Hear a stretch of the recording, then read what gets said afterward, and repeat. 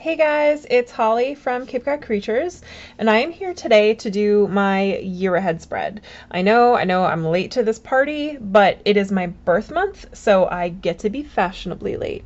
I actually almost always do a year ahead spread in January or beginning of January, end of December for the year that's coming. This year I forgot. So I decided, well, I didn't decide, but I was going to skip it. And then I saw that Patrick from In the 78 Cards does a year ahead challenge, and I love me a good challenge. So I decided that I would do year ahead. I would jump in March because it's my birth month, and it is okay to do a year ahead in your birth month. Sometimes it's actually really fun. My birthday is really close to the beginning of the year, so I've never done it. But for friends, what I've done is I've combined. I've done a year ahead in like December, beginning of January for them, and then I'll do a second year ahead for their birthday, depending. Well, it also depends on how far away from the beginning of the year is, and then we combine those readings, like we overlap them, so that creates a really fun kind of a spread. Because when I read year ahead, I'll do each month individually. So what I'll do is, well, this year, of course, I'm going to be doing March, April, May, June, July, August, September, October, November, January, February. And then I also do my spread a little bit differently from him in that I pull a card from each of the seasons. So spring, summer, winter, fall, or spring, summer, fall, winter this year. And then when the month that needs the reading happens, I will pull the month card, and then I combine the reading with the overall theme for the year and then the theme for the season. And if I've done the 2 year aheads, one for the calendar year and one for the birth year, I will pull that birth reading to add in on top of that. So either I wind up during the month, depending on who I'm reading for, me usually not, but like I've got some friends who've got some July, August, September birthdays. They wind up with a 4-card reading for the month. So that's a really fun way to do year ahead. That's kind of a different spin on it. But anywho, no further ado. I used the Wild Unknown deck this year for my year spread. I love this deck. Lots of different ways of interpreting the cards. It reads very accurately for me, and it's challenging too, which I enjoy, because you can't always take the card. The cards have a lot more layers to them than she puts in her guidebook, so it's fun to read intuitively, and it's challenging. So again, lovely deck. I love it. I use it for all of my, well, not all of my personal readings, but if I've got something really important I got to read for, that I'm not just like, what should I have for breakfast tomorrow? That's the deck I turn to, like when I need to some really deep self-reflection. So for year ahead, this is the deck that I liked using this year. And okay, so we'll go ahead, we'll get started. I just have a couple little notes I'm going to pull up. All right, so for the year's energy, I pulled the 7 of Wands, which is a great card. It's a card about courage and inner strength and self-reliance, and letting your inner self guide the way, not just the mask that you put on for the rest of the world. It's also about intuition and just kind of like it's a spark in the darkness. It's about just like some good waking up energy. So that's some awesome energy throughout the year. And then for each of the seasons, well, we'll do season and then the appropriate months. So for for spring, I pulled the Sun, which again, another wonderful card. This is another one that's about vitality and enlightenment. It's also about reconnecting to nature, getting some time outside. Positive energy, just physical energy, health, and feeling grateful for all the stuff that you do have that's good in your life. This is a good card for refocusing. I tend to be very cynical and negative at times. So that's a good one for the spring to remind me to not be such a Debbie Downer. And then for the actual months, we've got March. which was the Ace of Wands. This is a card about expansion and inspiration. It's about creativity and not rushing into ideas. It's about the birth of new ideas. Sometimes it's about literal birth, which no, thank you. Never ever. I'm actually child-free by choice, so that will never ever apply to me. But again, it's a great positive card. And then for April, I got the Nine of Cups, which is very much about bliss and harmony, health, happiness, material gain, which would be fantastic right about now. So come on, March, or April. This is April. Oh, come on, March too. I would love some money in March, but I would also love some money in April. Not gonna look a gift money month in the mouth. Wow, that was a tongue twister. It's about material gain and happiness. It's about emotional gain as well. It's just about like feeling settled and comfort, and just it's about feeling. It's a general good steadily feeling. It's just a good vibes card. And then for May, because why not? The Three of Swords. This is a card we all love, don't we, guys? So this is a card about heartbreak and betrayal, turmoil, about not making major decisions, mostly because there's a lot of confusions and emotional entanglements going on here, maybe some literal physical entanglements or financial entanglements. This is just a no gusta card, so I am not looking forward to May if this is what I've got coming my way. But I'm sure whatever it is, I will grab it by the horns and handle it. And then for summer, for the overall theme for the season, I pulled the 10 of Pentacles, and that is a card about fulfillment and abundance and completion and being generous with what you do have. And this is an interesting theme to pull for the summer. My business is in a seasonal area, so this is indeed a time when I do have the financial wherewithal to be extra generous, and it's when I do have all my extra. So it's like I don't worry so much in the summer about everything. I mean, I'm working like crazy because it's long hours, but I also know I can pay the electric bill and have it not be a big deal. So that is an interesting card to have pulled for the summer, and I would say it's an accurate one for overall feeling for the month as I've experienced in the past. It'll be interesting to see how it applies for this summer. And then going into the months, we've got the Ace of Swords for June. This is about mental clarity and making decisions that I was holding off on, possibly as it pertained to the Three of Swords back in May, which is interesting. You've got a card about not making decisions, and then you've got a card about, yeah, okay, it's time to make decisions. So that'll be interesting to see how that dynamic plays out, and I look forward to kind of seeing how that plays out.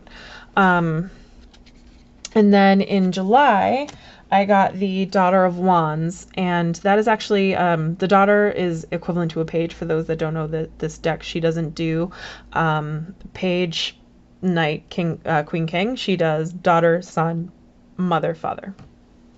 So this is the Daughter of Wands, and this is, she also the author of this deck also recommends that you read court cards as actual people. Sometimes I like to read them as like aspects of yourself, but sometimes tarot's spooky like that. Sometimes you pull a court card and then that person shows up in your life. So that'll be interesting again to see how that kind of comes about. But this is a person who is visionary or passionate, but it's also somebody who chooses career over family. And it could also be somebody who is having a spiritual breakthrough or transformation. I have a hard time believing that I would be somebody who's choosing career over family. I backed myself into a corner that way, so being at work all the time is not so much a choice for me. It's a necessity. It's kind of like I've trapped myself here a little bit. So if I could choose, I would definitely be at home, but I am here. But so like again, this is having a hard time, if this is indeed a career-oriented person, I have a hard time believing that that's me. And then we have, for August, another Doom card. We've got the Eight of Cups, which is about stagnation and the way this cup reads, it's almost like a raising of the land and a burning of bridges. It's about having to move on because you've used up all your resources, and that is not a good reason to move on. That is a very negative reason. This card also is very dystopian to me, so that is not necessarily awesome. It could also mean ill health, and I better be healthy. Oh my goodness. I do not have time to be any kind of sick. So that'll be interesting to see how that plays out. And then for the fall, we've got an overall theme of the Ace of Cups. This is a fantastic card to get in a reading. This is all about like emotional fulfillment and love, beginnings, friendships, financial and emotional comfort and abundance. This is just a fantastic card. It's about sharing and spreading the wealth because you've got a lot of wealth to share and spread. So this is an interesting card to get for fall. So we'll see how that kind of plays itself out. So starting in fall, we've got September. Kicks off with the Nine of Wands, which is about catching your second wind, strength and stamina, digging deep into the reserves that you've got so you can make it to the finish line, kind of a feeling, you know, climbing the last of those stairs. You can do it, Rocky. You can do it. And it's also about looking at the progress that you have made. It's about looking back and being like, look at all you've accomplished. Like, this is amazing what you've done, and you're almost there. You're almost home. So that'll be interesting to see how that applies in September. And then October, we got another Doom card. The Five of Swords is about self-destruction. And I have had it with Doom cards showing up in my year. So we're just going to move on to my November. Oh, I mean, it's even got a worm on it. Come on, Wild Unknown. We've got a Nine of Pentacles for November, which is a healthy, happy home, some luxury, and luxury to me, by the way, you guys, is not like luxury. Luxury to me is like, ooh, can I afford to go to a movie every month or so? Like, but it's about having a little bit extra, and just having like a comforting, happy home and some extra time and some extra money. And then, which actually, now that I think about it, is kind of how I wind up with November. November is a month that's kind of slow for us, but I'm also coming out of the summer. So financially, I've got all that summer money burning a hole in my pocket. So maybe this is like, hey, don't spend it. And then for the winter, last but not least, the last quarter of our journey here, we've got the Chariot. So the Chariot is a card about having strong will and triumph, lots of willpower there. Not a card you like showing up before Christmas time, because I have no willpower when it comes to my aunt's cookie tin. Peanut butter balls for the win. And then you also have, it's about confidence, maybe some actual physical travel. It's a card about swift movement and just, you know, like just kind of like, let's go. It's a very motivational card.